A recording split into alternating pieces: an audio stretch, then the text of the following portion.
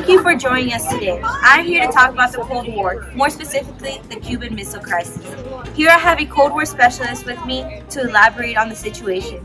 Some questions the people have are, what are some background information on the Cuban Missile?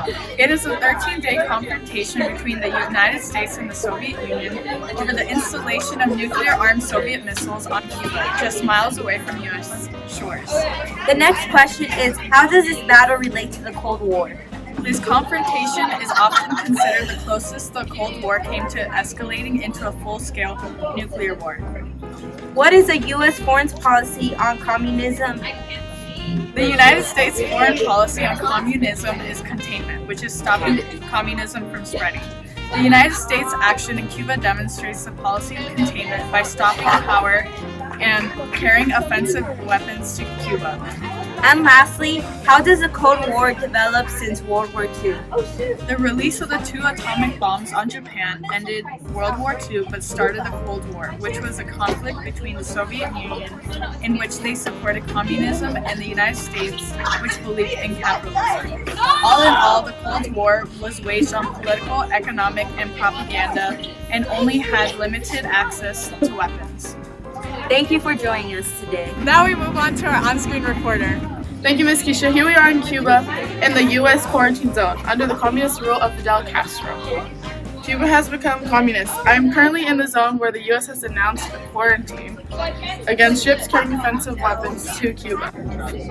The U.S. has just recently found out that the Soviet has been secretly bringing troops and missiles to Cuba in their effort of expansion. As of now, Soviet ships are stopped right at the border of the quarantine line, as nuclear missiles are currently in the talks of being an option. Okay, moving on. Here we have Karina, a mother of 7 living in a hut in Cuba. Hello, Karina. How has life in the U.S. quarantine affected you and your kids? Life in the U.S. quarantine, we've been living in a lot of fear and with a lot of tension. My kids have been taught how to hide under their desks just in case worse comes to worse and we're bombed. All of us parents have been talking about what we're going to do if we get bombed, and we all have no true answer. We're all living in fear.